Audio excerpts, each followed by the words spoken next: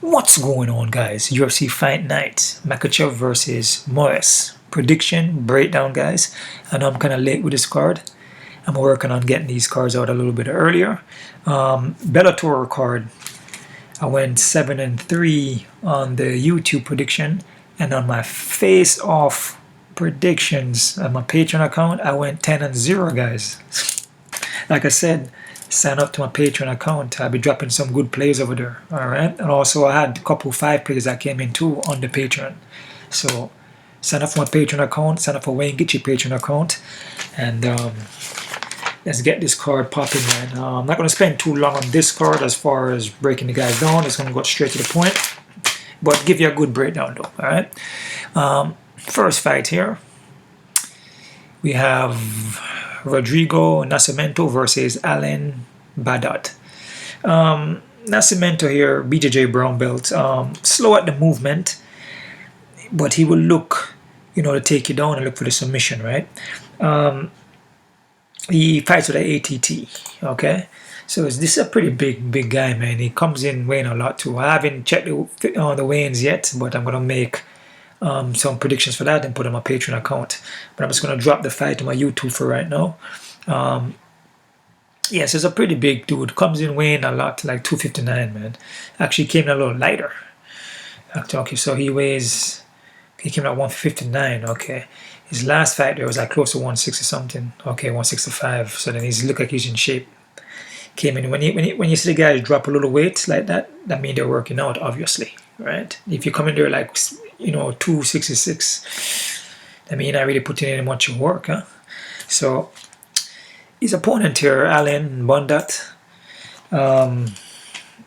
he throws a lot of unorthodox strikes, like spinning back fist, kind of like an up elbow kind of technique he has there. But he can get taken down though, man. But he has a speed advantage though.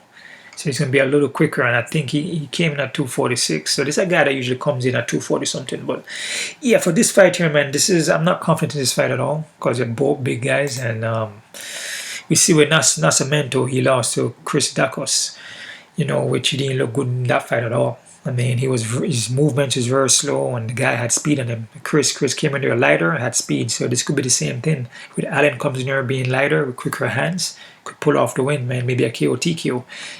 But I feel Nascimento is a little bit more well-rounded, so I'm going to lean towards Nascimento. I'm going to say Nascimento by a submission, guys, but I'm not confident because I do believe if Allen comes there and moves around and uses speed, he could win this fight too. So be careful with this one. But I got Nascimento by submission. All right. Next fight here, we got Francisco Figueiredo versus Malcolm Gordon. Figueiredo here, very explosive guy. Similar to his brother, kind of. He's well-rounded and will look for the takedowns and submissions, but he will gas out, though, as the fight go on, right? His opponent here, Gordon, lost his 2 last fights there. Didn't look too good either in the fights. Seems well-rounded, but he can get submitted and knocked down or knocked out. It seems like he can't really handle a shot. Like I said, your face is not meant to get hit, but some guys can take more hits than other guys. And when you start getting a little touch, you just go out. That means you're kind of chinny. I mean, that's what they call it, right? You can't really handle the shots anymore. Like I said, he's not able to take a shot, And he has lost 4 by KO TKO. So that's something to look at here. Figueiredo is pretty quick, explosive guy. He doesn't take much, and Malcolm could go out. So again, all these guys deserve to be in the UFC or whatever organization it is. They go in there, they train, they put their health on the line. Your health is a wealth, so enough respect going out to all these guys. Like I said, I'm not here to disrespect any of these guys. I'm just giving my breakdown on my predictions, all right? Enough love out to everybody, okay? For this fight, though, I'm going to go with Figueiredo for the win here. And I'm going to say Figueiredo by KO TKO, but I'm not confident in this one because I can see Gordon maybe getting a decision as a possibility. But I'm going to say Figueiredo by KO TKO. All right. Anderson dos Santos versus Miles John. This is a close one here, man. We're dealing with Santos here, who is very experienced. He's going to have a 2-inch of reach, but he's like a zombie, man. I mean, he will go in there and take a hit just to deliver a hit. Okay, takes a lot of damage. His defense, striking defense, in my opinion, it needs work because he just walks into shot, doesn't take his head off center line, right? But he will look for the submission though. The submission game, BJJ black belt is his thing, right? He has a guillotine choke on him too. So if you're trying to go for takedowns, like say like a double single leg, he'll snap a guillotine on you, right? This guy is straightforward pressure, power, has a lot of cardio. Doesn't move his head though, takes a lot of damage. All right. His opponent here, Miles Jones, 2 inch of height on him. Has a wrestling base there. He's well rounded. This is a tricky fighter because we see Jones usually back up a lot, and Santos is going to keep that pressure on him. So this fight can go either way, guys. I'm not sure about this one. With these guys, the wrestling, the BJJ could cancel out each other, so you could see more of a stand-up fight. But man, this is a tough one because Jones usually backs up. In a couple of his fights, he backs up and looks to counter a lot. But Santos keep coming forward, man, a zombie, and he would take a shot just to deliver a shot. So this one could go either way, guys, to be honest with you. I'm going to push towards John, but I'm not sure because Jones could even guess out too. But I must say John's by a decision because I feel like John's striking and defense is a little better than Santos. Santos' striking defense is not that good, right? And if John should lose this fight, I could see by KO TKO, but I must say John's for the win, guys, but I'm not confident, and I could see Santos winning just by experience and the forward pressure, man. You know what I'm saying? Forward pressure, and pull off a decision maybe. But I must say John's for the win, man. John's by decision, guys. All right. Next fight here, we got Khalid Taha versus Sergey Morozov. Khalid here, he's a pretty durable guy. I don't think he has never been finished. Hold on, I think he's only been submitted one time. I need to rephrase that, guys. Yeah, he's never been knocked out, but he's been submitted though. I think one time. Could be wrong. Yes, he's been submitted one time, all right. But he's a durable guy, straightforward, hasn't been knocked out. And he has pack of power. He has heavy hands, man. Usually trying to finish you in the first round, but he's like a sprinter, man. And this is a guy that will gas out. His last fight there, he did gas out against Gironi and didn't look too good, but then he stayed in the fight though. I mean, both guys were gas out at the end. But this guy's a sprinter. He looks to finish you real quick in the first or second round, right? His opponent here, Sergey, he's well rounded too. He looks to want to strike though. Seems like a pretty experienced guy, but I feel, if this fight stays standing up, it could favor Taha, man.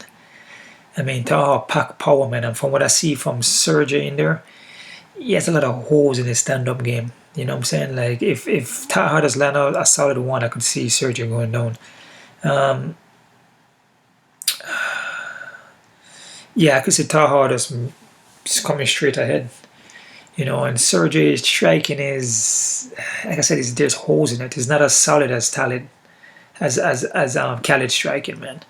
So I'm gonna go with Khalid Taha for the win here, but this is the next fight. I'm not confident, man. A lot of these fights are very close.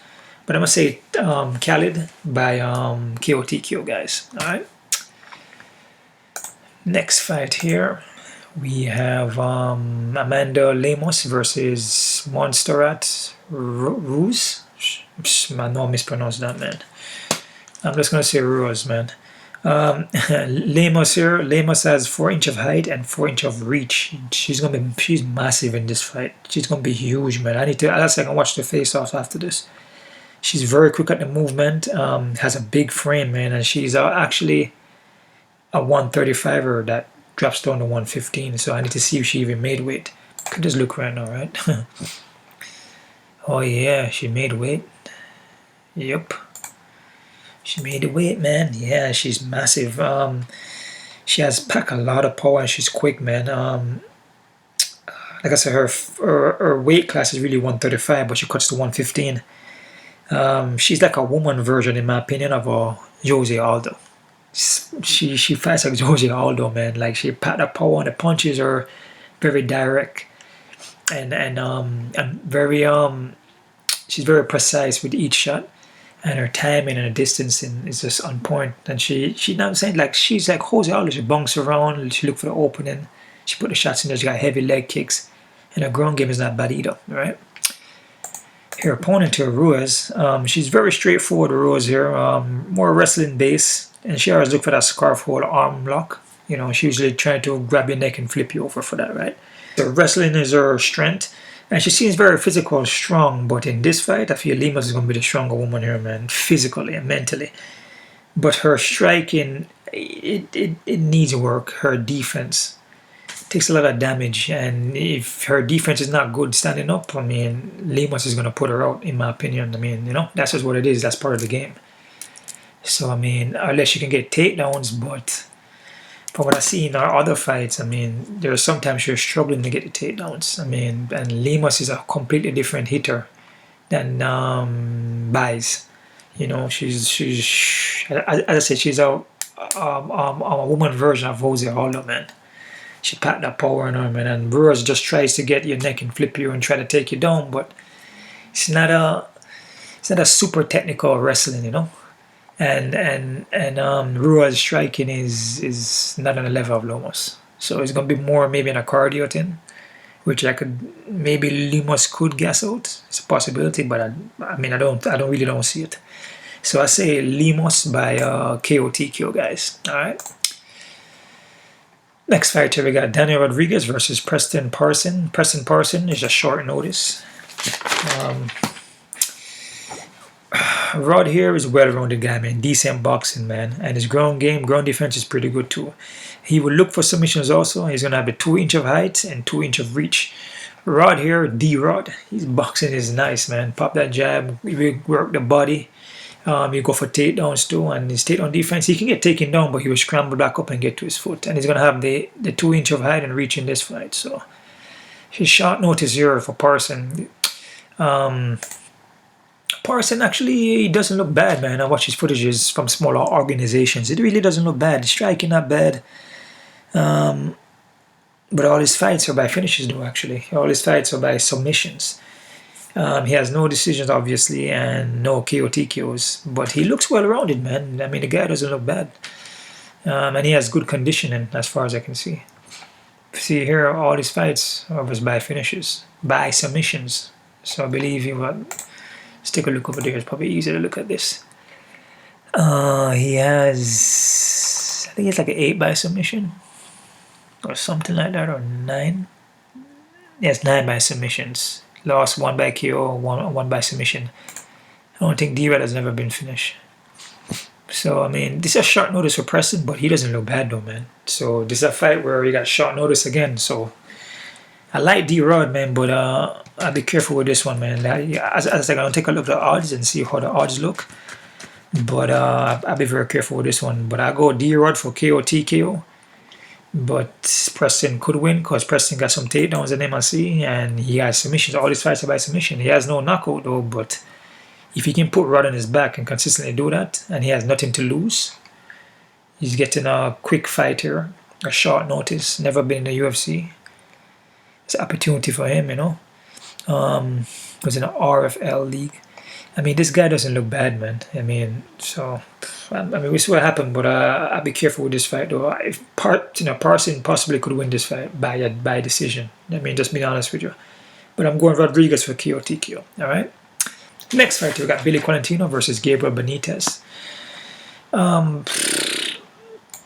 Billy Quarantillo is a very experienced guy. He's a pretty well-rounded guy, straightforward. Throw a lot of punches in bunches. Kind of walk you down. We look for takedowns, ground and pound, and also look for submissions, right? This is a tough one to call, man, because I do believe Gabriel Benítez can beat Billy, especially off of his last fight there against Gavin Tucker. Benítez is pretty much heavy kicking, man, heavy leg kicks, man, calf kick. He would take your legs up, man. Power punches. I feel like he hits harder than Quarantillo, but Quarantillo throws more volume, though. And Quarantillo comes straight forward and keep going, and Quarantillo has possibly more endurance. I feel like Benítez could win this fight, though. I just feel like the experience. I think Benítez is a little more experienced. And I think Benítez pack a little more power. And just the leg kicks alone. If he can come up with a good game plan, he could win this fight. But Quarantillo has a shot though, man. So this is a close one. A lot of these fights are very close, guys. I'm gonna go with Benítez for the win. Gabriel Benítez, and I'm gonna say Benítez by I'm gonna say Gabriel Benítez by KOTQ, guys. All right. Next fight here.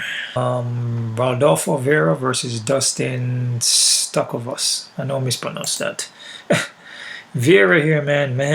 BJJ black belt, but his last fight there, man, against Fluffy Hernandez, man. Fluffy, man, Hernandez gave it to him in that fight, man. Woo. I mean, he even submitted him, man. I mean, BJJ black belt, like Vieira, man, is well known.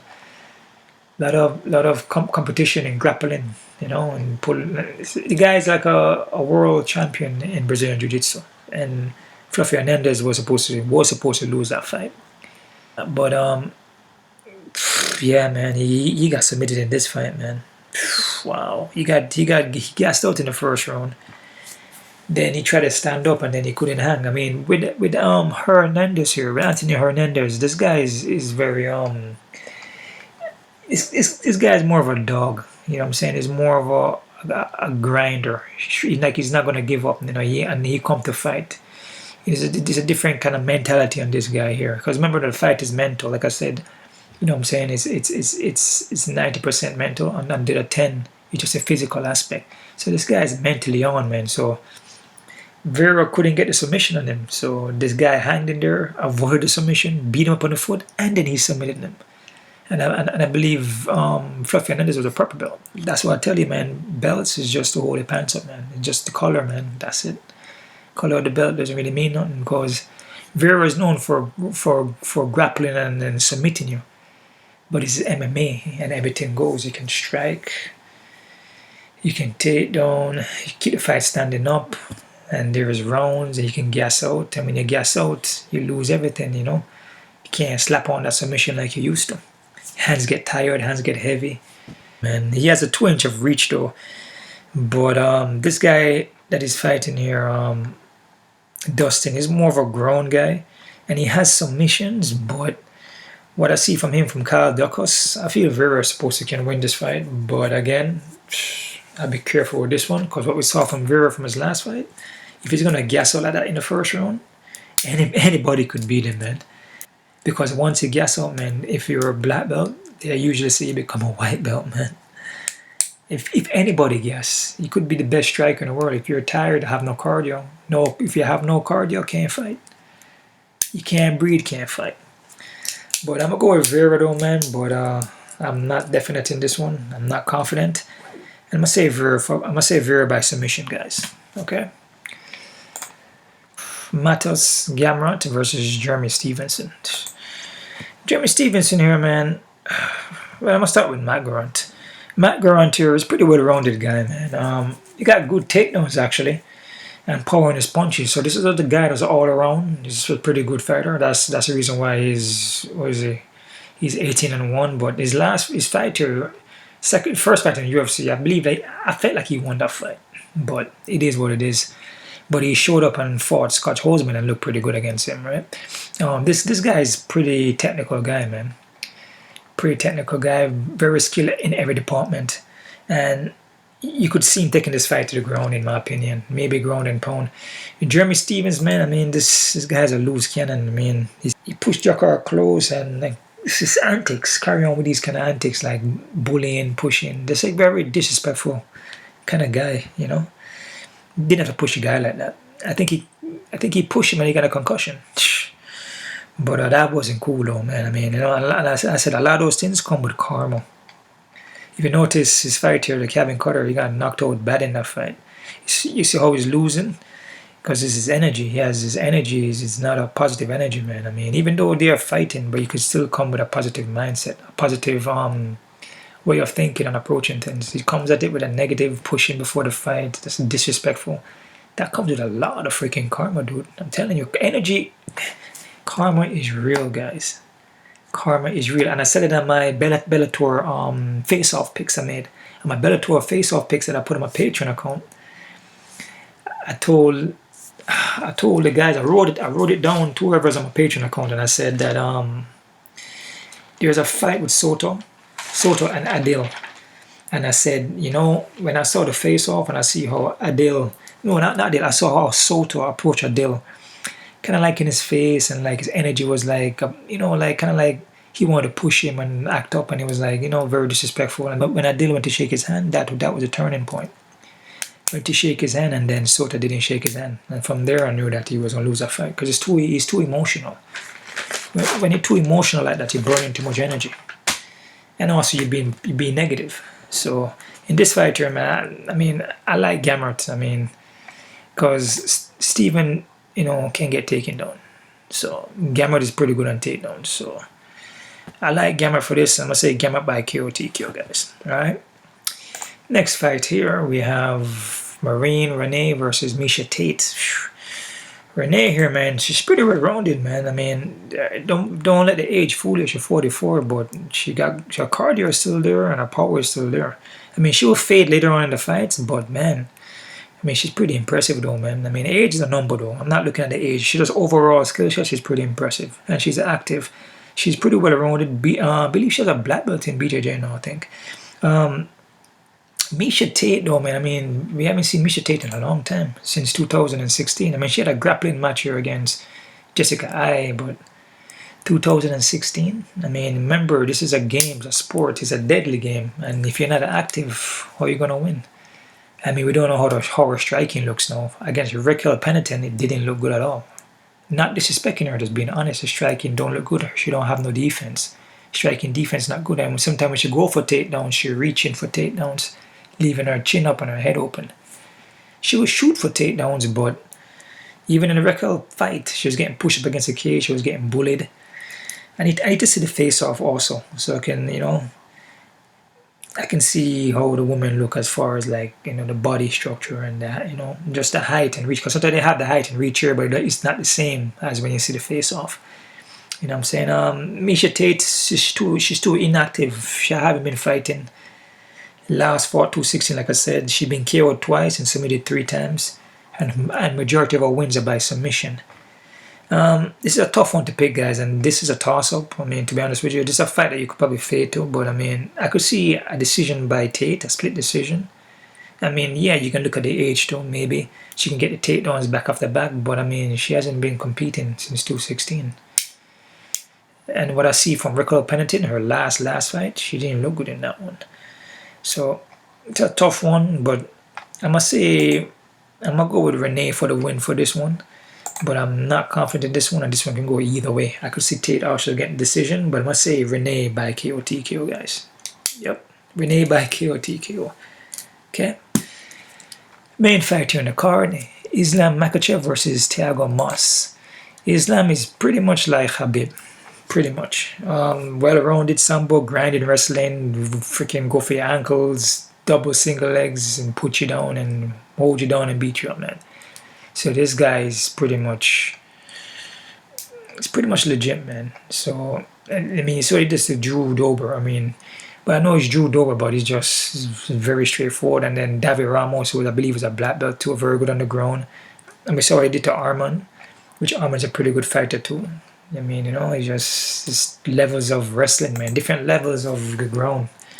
And the ground, once you have a strong ground game, you know, it's like, you kind of have the edge, but Islam has his striking too with the ground, so it's like his ground is very, very technical, man. Kind of like a Khabib. Moise here, more of a BJJ black belt. He look for submissions, heavy leg kicks. He's a heavy striker actually, but he will look to submit you. But this fight could end up looking like how the Ramos fight look, David Ramos fight look. Could look similar. You know, you can have Moise chasing for the submissions, and Makhachev just keep taking him down, and just avoid the submissions. Or similar to Arman fight. It's pretty much similar, or judo. The sambo, the wrestling is just so dominant. And once they grab you and put a hole in you, they stick to you like glue. And there's no opening anywhere. And they ride on you and you carry the weight, man. And then they lace your legs in and you put you against your cage, you just rest and be back against the cage, and you can't really pull off no submission on them because they got your limbs locked up. So I like Makhachev for this one, man. But if Moise should win, it would most likely be by submission. But kind of doubt that. I like Islam Makhachev for the win. And I'm going to say Islam Makhachev by decision, guys. All right? That's it right there, guys. Those are my predictions, my breakdown. Quick look here on the odds. Wow. No. Rodriguez is like 330 negative. Nah, man. This fight should be even, guys. Because we see from Rodrigo, man. He's a heavy hitter and he has a ground game, but Allen is a quick guy, and we saw how Rodrigo looked against a quick guy too. Didn't look too good. Right, so be careful with this one. This fight should be even. I wouldn't mess around with it too much. Rodrigo is 335. No, man. Figueiredo and Gordon. I don't like the odds on this one either, because Figueiredo is not really that tested, and and it's like both guys are. He's just hard to tell. You know what I'm saying? So I don't think anybody in here should be such a high odd. If there's anything, this fight should be even too. So I disagree with this fight too, man. All right. Figueiredo. He throw punches, and his takedowns and his wrestling is decent, and his Brazilian jiu-jitsu, but at the same time, it's like he hasn't been tested. So this fight should be closer. John and Santos. John 172. Yeah, I could see that, but this fight should be even more closer, man, because Santos could have the edge in this fight, believe me. So I disagree with the odds in here. It should be a little closer, close to even, man. Taha and Sergey. Okay, I could see that. The odds are about right. I have Taha as favorite, and it's kind of close, right? Lemos and Ruiz. Yeah, man, I really don't disagree with the odds in here, man. Lemos is very heavy hitter, or his ground game is not bad. She's quick. Like I said, it's a Jose Aldo, but a woman version. And Ruiz doesn't really have no striking, just try to run you down and try to flip you, or try to grab you by your neck and throw you. But I kind of agree with the odds on here. So then Rodriguez and Parsons. Short notice. Rodriguez, 3-something. Yeah, the guy taking the fight is short notice, but be careful though, man. Be careful, because Parsons is not bad. So I don't totally agree with this, but I could see why. But be careful, because Parsons is not bad, man. Gabriel Benítez and Billy Quarantillo. Okay, they got Gabriel Benítez as favorite. Okay, but I could see that happening. But be careful, because Billy still have a shot. Remember, this is a close fight, so Billy could have a shot, man. So the odds is favoring Gabriel to win, but could be a little closer. So be careful with this one. Vieira and Dustin. Oh no, man, this fight should be even after the performance that Vieira put on. No way. I still feel like he's supposed to can win this fight, but odds are too high on him. Gamrot and Stevens. Okay, 220. Yeah, I definitely could see Gamrot winning this fight. Does Steven have a shot? It's possible. Yeah, he possibly could have a shot, but Gamrot is well rounded in every department. If Gamrot cannot strike with him, Gamrot will take him down. So I really don't disagree with the odds. Tate and Reneau. I disagree with his odds, because even though Reneau is like 44, whatever age, but Tate hasn't been fighting at all, man. And from her last performance, she didn't look that great. At least Reneau is in there fighting, and she's not winning, but there are some fights that she should have won. But she still looks good and she's active. Tate is not active, so I disagree with this, and I have Reneau winning. But again, Tate could win though. Just remember, she could go for Tate, don't go for Tate, and pull out for the split decision or something like that, which most likely if she wins, it's going to be a split decision. I think, yeah. But I like Reneau though, so be careful with this one. I think guess Reneau is underdog, but it is what it is. Makhachev and Moise, yeah, Makhachev is high as hell. Don't disagree though, but when guys are this high, it's Islam Makhachev, so it's like a Khabib, so he should win. But as I said, there's nothing guaranteed, man. Especially when it comes to fighting. When you have two guys fighting in any kind of sport, nothing is guaranteed. You have the judges. You have KO, TKO, you have submission. You have so many different ways you can win and lose, man. Especially if it goes to the judges. So they can do whatever they want, but if it goes to the judges, most likely Islam is going to win.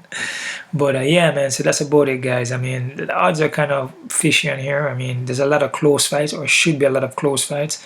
First fight here, the Allen and Rodrigo should be close. The Figueiredo should be more closer. Santos and Miles should be a little closer.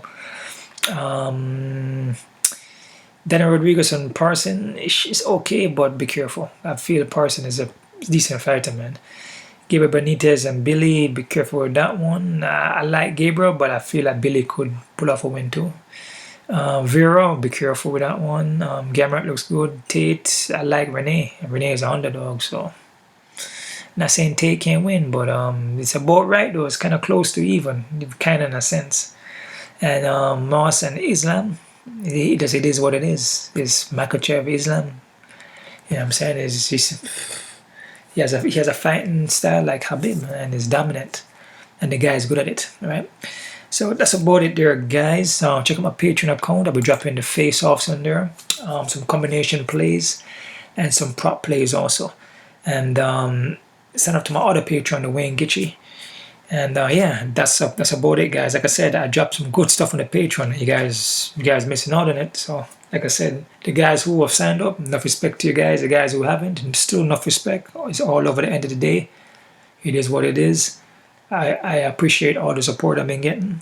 Thank you a lot, guys. One love to everybody. And us.